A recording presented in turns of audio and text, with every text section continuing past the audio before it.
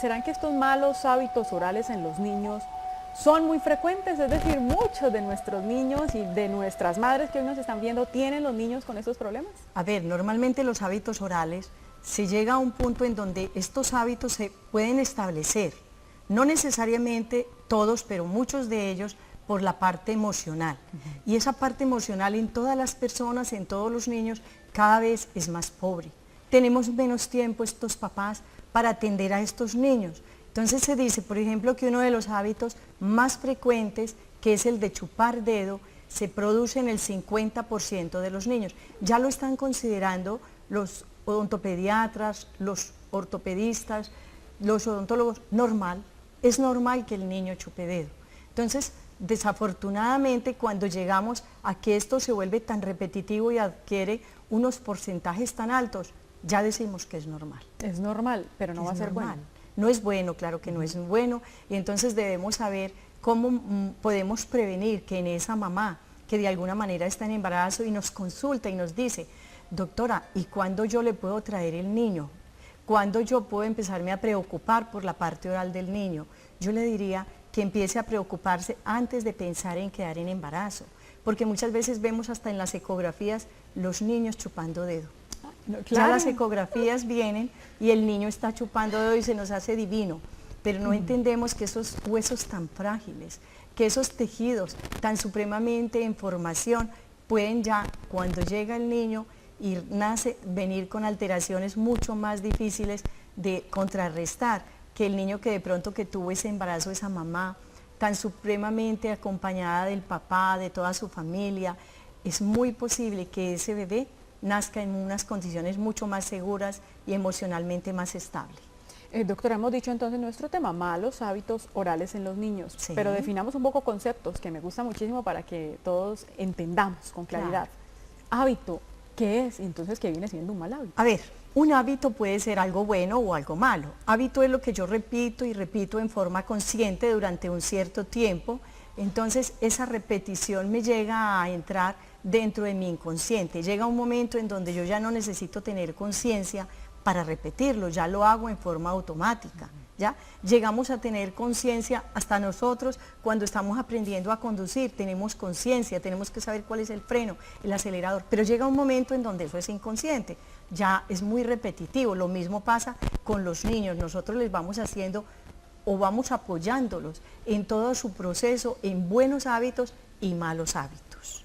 Claro, y entonces para que nuestros televidentes entiendan un poquito, los principales, ya nos nombró alguno, lo de la succión de dedo, pero los principales malos hábitos orales de nuestros niños, ¿cuáles son? A ver, nosotros tenemos como tres indicadores. Tenemos unos de succión, entonces son los hábitos donde está involucrado el dedo, el chupón es la mamila, de pronto nosotros usamos la palabra mamila, el chupón, el tetero. Entonces el tetero, el chupón, el dedo, y ellos están muy involucrados con todo lo que es succión. Después pasamos a otro tipo de hábitos que ya tienen que ver mucho más con, por ejemplo, el hecho de morderme las uñas, el hecho de morder objetos. Hay niños que se pegan mucho a su colchita, a su sabanita, a objetos que realmente me dan seguridad, ¿ya? Y eso ya es apoderarme de un objeto. Hay otros mucho más fisiológicos que se van desarrollando, porque esto es como por edades, del 0 al 3 años, de 3 a 6 y de 6 en adelante. Cuando nosotros somos respiradores orales, vemos que han venido sucediendo unos eventos antes de esa respiración oral, antes de ese bruxismo. Los niños pequeños ya no es solamente de los adultos, los niños pequeños ya sufren como de deslizamiento de los dientes, de bruxismo de los dientes. Entonces vamos evolucionando en estos hábitos a algo mucho más patológico. Entonces yo les pido por favor a estas mamás y a estos papás que pongan mucha atención en estos hábitos del bebé recién nacido, a ver si tenemos la capacidad de ir interviniendo estos hábitos, porque depende el hábito para que realmente sea deformante, de la frecuencia, de la duración, de la forma en que lo hago, del tiempo que se ha establecido. No es lo mismo el niño que de pronto nace y encuentra ese ambiente, porque hay episodios que nos golpean, aún en embarazo, una pérdida emocional, y el niño puede nacer descompensado. y apoderarse de su dedo que le da seguridad. Es un niño que no es alimentado, entonces él siente la necesidad de succionar. Y succionar es el dedo, ese dedo le reemplaza de pronto el amamantamiento al cual el niño no tuvo oportunidad de llegar, por muchas razones. Entonces, tratemos de identificarlos, de controlarlos y de hacerles acompañamiento. Todo hábito está ligado a una emoción, definitivamente. Claro que sí. Toda enfermedad se ha dicho que en un 95% tiene una emoción asociada. Igual los hábitos tienen una emoción asociada. Si a ese niño le hablamos, nos comunicamos mucho con ese niño y en forma adecuada. Este es tu tetero, te va a encantar. No a toda hora el gu, gu, gu, gu, gu, a cha, cha, cha, cha. ¿Por qué? Porque entonces el niño, esas palabras pueden ser muy buenas, pero ¿será que realmente estamos colocando los fonemas adecuados en esa cabecita? Igualmente, en la hora de alimentación de ese niño, yo quiero que entiendan que debe ser un momento muy especial. Cuando recuerdan tanto que les pasamos las cucharitas y entonces le decimos el avioncito y el niño come y se siente estimulado. Entonces vamos a estimular lado derecho y se la pasamos por la derecha, lado izquierdo se la pasamos por la izquierda, porque nosotros tenemos dos partes neurales muy importantes en el cerebro y hay una de ellas que maneja mucho el habla. Cuando nosotros estimulamos los dos lados, ese es un niño que desarrolla, o una niña, mucho mejor la lógica. Y cuando manejamos de pronto el otro lado, el lado derecho, cuando es el lado derecho la lógica la va a desarrollar mejor y cuando nosotros intervenimos de pronto más por el lado izquierdo va a ser mucho más en la parte creativa. Y si me dicen, pero los dos son importantes, son importantísimos, qué rico que tenemos ese elemento.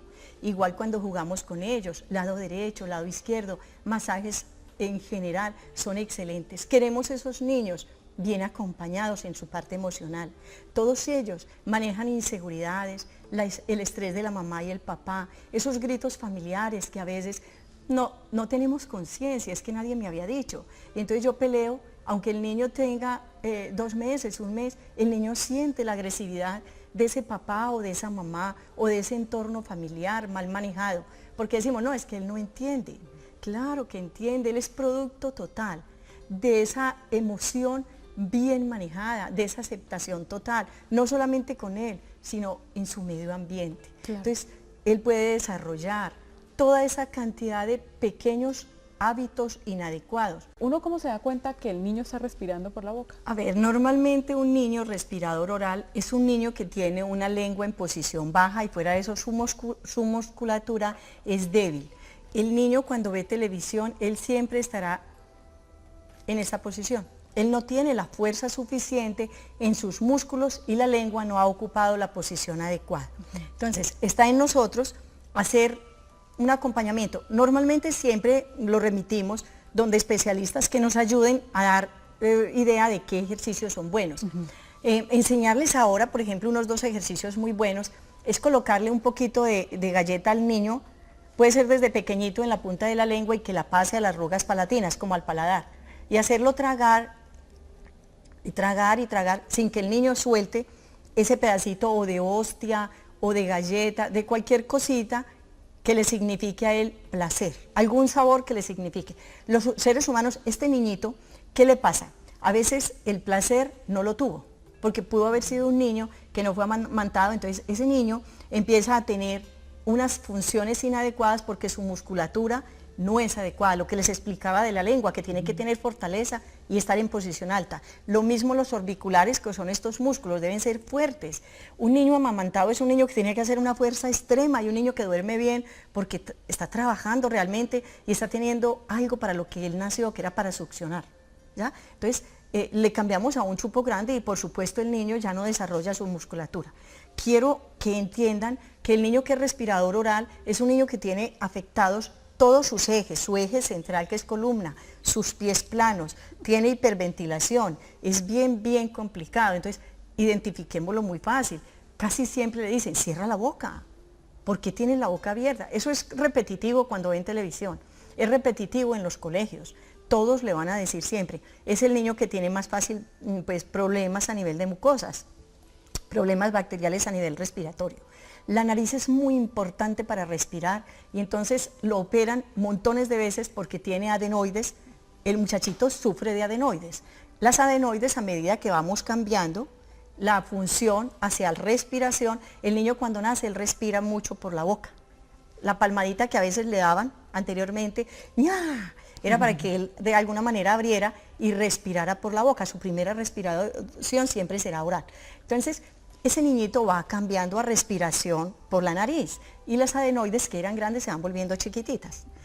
Como nunca la uso, porque pues de alguna manera ni cuenta me doy, el muchachito dura toda la vida respirando por la boca, entonces empiezo a tener un montón de bacterias inadecuadas que hacen filtro en la nariz, no en la boca.